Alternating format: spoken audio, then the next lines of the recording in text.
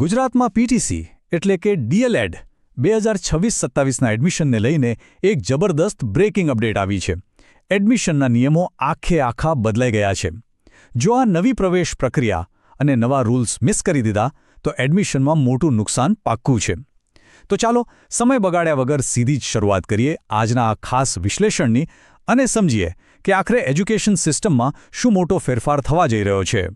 આજના વિશ્લેષણમાં મુખ્ય 6 મુદ્દા કવર કરીશું. પહેલું, ઓનલાઈન પ્રક્રિયા. બીજું, મેરિટના નવા નિયમો. ત્રીજું, સીટ ફાળવણી એટલે કે કોટા સિસ્ટમ. ચોથું, કયા નવા બોર્ડને મંજૂરી મળી છે તે. પાંચમું, દિવ્યાંગ ઉમેદવારો માટેના સ્પેશિયલ રૂલ્સ. અને છેલ્લે સૌથી અગત્યની, ડેડલાઇન અને ફીઝ. સૌથી પહેલાં વાત કરીએ ઓનલાઈન પ્રક્રિયાની, જે હવે સંપૂર્ણપણે સેન્ટ્રલાઇઝ્ડ એટલે કે કેન્દ્રીયકૃત થઈ ગઈ છે. અત્યાર સુધી જે પેલી જૂની ઓફલાઈન કોલેજે ભટકવાની સિસ્ટમ હતી ને, એનો હવે કાયમી અંત આવી ગયો છે. હવે આખી સિસ્ટમ સીધી જ ગાંધીનગરથી પ્રાથમિક શિક્ષણ નિયામકની કચેરી કંટ્રોલ કરશે. સ્ટેપ 1, સત્તાવાર ઓનલાઈન પોર્ટલ પર ફોર્મ ભરવાનું રહેશે. સ્ટેપ 2, અનલિમિટેડ ચોઇસ ફિલિંગ, મતલબ કે મનગમતી ગમે તેટલી કોલેજો સિલેક્ટ કરી શકાશે. પછી સ્વીકાર કેન્દ્ર પર ડોક્યુમેન્ટ્સ જમા કરાવ્યા બાદ ઓટોમેટિક સિસ્ટમ દ્વારા મેરિટ રાઉન્ડ બહાર પડશે. બધું જ એકદમ ટ્રાન્સપરન્ટ. હવે આગળની માહિતી સૌથી મહત્વપૂર્ણ છે. બીજો અને સૌથી મોટો ફેરફાર છે મેરિટ નિયમો, જેમાં ઉમેદવારોને બેસ્ટ ઓફ 2નો સીધો ફાયદો મળવાનો છે. અહીંયા ઘણા કન્ફ્યુઝ થાય છે, તો ખાસ ધ્યાન આપવું જરૂરી છે. આ વર્ષનો આ સૌથી મોટો ગેમ ચેન્જિંગ રૂલ છે.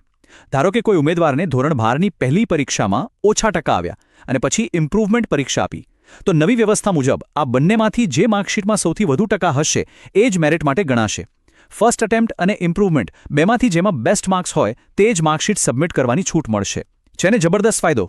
હવે અહીંયા એક સવાલ થાય કે જો ઇમ્પ્રુવમેન્ટ એક્ઝામના રિઝલ્ટની રાહ જોવામાં આવે તો શું આખી પ્રોસેસ ડિલે નહીં થાય? તો જવાબ છે ના. શરૂઆતમાં ભલે થોડી રાહ જોવી પડે, પણ એકવાર ફોર્મ અને રિઝલ્ટ સબમિટ થઈ ગયા પછી આખી પ્રોસેસ રોકેટની સ્પીડે ભાગશે. માત્ર 15 જ દિવસની અંદર મેરિટના 3 રાઉન્ડ ઝડપથી પૂરા કરી દેવામાં આવશે. કોઈ જ લાંબી રાહ જોવાની જરૂર નથી પડવાની. ત્રીજો મહત્વનો મુદ્દો છે કોટા સિસ્ટમ. સમજીએ કે પ્રવાહ મુજબ સીટની ફાળવણી કઈ રીતે થશે. કુલ બેઠકોનું વિભાજન એકદમ ક્લિયર કરી દેવાયું છે. 30% બેઠકો રિઝર્વ રહેશે સાયન્સ સ્ટ્રીમના વિદ્યાર્થીઓ માટે, અને બાકીની 70% બેઠકો સામાન્ય પ્રવાહ એટલે કે આર્ટ્સ અને કોમર્સ માટે ફાળવવામાં આવી છે. સૌથી બેસ્ટ વાત એ છે કે સાયન્સવાળા ઉમેદવારોનું મેરિટ લિસ્ટ આખું અલગ જ બનશે. એટલે કે જો સાયન્સમાં માર્ક્સ થોડા ઓછા હોય તો પણ સામાન્ય પ્રવાહના વિદ્યાર્થીઓ સાથે કોઈ જ અન્યાયી હરીફાઈ નહીં થાય. દરેકને સમાન તક મળશે. અને આ જ કોટા સિસ્ટમમાં એક બીજો મોટો બેનિફિટ છુપાયેલો છે. ઘણીવાર એવું બને છે કે હિન્દી મીડિયમની પીટીસી કોલેજોમાં પૂરતા વિદ્યાર્થીઓ નથી મળતા અને સીટો ખાલી રહી જાય છે. તો હવે નિયમ એવો છે કે જો આવી હિન્દી મીડિયમની સીટો ખાલી પડે તો તેને ગુજરાતી, અંગ્રેજી અથવા મરાઠી મીડિયમના વિદ્યાર્થીઓ માટે ઓપન કરી દેવામાં આવશે. જેમને કોઈ પણ ભોગે એડમિશન જોઈતું જ હોય તેમના માટે આ એક માસ્ટર સ્ટ્રોક સાબિત થઈ શકે છે. ચોથો મુદ્દો છે બોર્ડ મંજૂરી. હવે અન્ય બોર્ડના વિદ્યાર્થીઓ માટે પણ દરવાજા ખુલી ગયા છે. પહેલાં એડમિશનમાં ઘણા રિસ્ટ્રિક્શન હતા, પણ હવે સ્પર્ધાનું મેદાન ઘણું મોટું બની ગયું છે.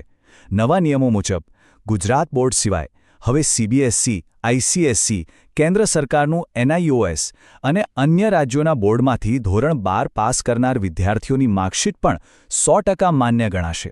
હા, નિયમ એ જ રહેશે કે સાયન્સવાળા સાયન્સમાં અને સામાન્ય પ્રવાહવાળા સામાન્ય પ્રવાહમાં ગણાશે. મતલબ કે હવે કોમ્પિટિશન લેવલ એકદમ હાઈ થવાનું છે. પાંચમો અપડેટ છે સ્પેશિયલ રૂલ્સ, ખાસ કરીને દિવ્યાંગ ઉમેદવારોના સર્ટિફિકેટની ખરાઈ માટે. આ નિયમ બહુ જ સ્ટ્રિક્ટ છે અને અહીંયા બિલકુલ ભૂલ ના થવી જોઈએ. દિવ્યાંગ કેટેગરીમાં એપ્લાય કરનાર ઉમેદવારો પાસે જે મેડિકલ સર્ટિફિકેટ હોય તે માત્ર અને માત્ર જિલ્લા સિવિલ સર્જન દ્વારા જ ઇસ્યુ થયેલું હોવું કમ્પલસરી છે. અને ખાસ ધ્યાન રહે, ગાંધીનગર ખાતે આ સર્ટિફિકેટ્સનું ક્રોસ વેરિફિકેશન અને મેડિકલ ચેકઅપ પણ થઈ શકે છે, એટલે ડોક્યુમેન્ટેશન એકદમ પાક્કું રાખવું પડશે. અને હવે છેલ્લે છઠ્ઠો અને સૌથી વધુ પૂછાતો પ્રશ્ન, ડેડલાઇન કઈ છે અને ફી કેટલી છે? પ્રવેશ માટેનું ઓનલાઈન અરજી ફોર્મ ભરવાની ફી માત્ર ₹100 જ નક્કી કરવામાં આવી છે. અને હા, હવે જમાનો ડિજિટલ છે, એટલે આ ફીસ સંપૂર્ણપણે ઓનલાઈન જ ભરવાની રહેશે. બેંકમાં જઈને ચલણ ભરવાના કોઈ જ ધક્કા નહીં. સૌથી મોટો સવાલ, સત્તાવાર જાહેરાત ક્યારે આવશે? અત્યારે મળતી લેટેસ્ટ માહિતી મુજબ મે મહિનાના અંત સુધીમાં વર્તમાનપત્રોમાં આ અંગેનું સત્તાવાર નોટિફિકેશન આવી જવાની પૂરેપૂરી શક્યતા છે. એટલે કે મે મહિનાના એન્ડ સુધીમાં આખી ટાઈમલાઈન અને તારીખો સ્પષ્ટ થઈ જશે.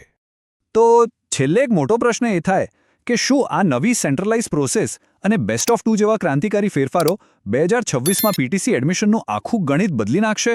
100%. સ્પર્ધા વધશે, પણ સાથે ઓપોર્ચ્યુનિટી પણ ડબલ થઈ ગઈ છે. ઓફિશિયલ નોટિફિકેશન આવતા જ બધી ફાઇનલ ડિટેલ્સ ક્લિયર થઈ રહેશે. આવી સચોટ, ઝડપી અને ડિટેલ્ડ સરકારી ભરતી અને એજ્યુકેશન અપડેટ્સ માટે ચેનલને અત્યારે જ સબસ્ક્રાઇબ કરો. ફરી મળીશું એક નવા અને પાવરફુલ વિશ્લેષણ સાથે.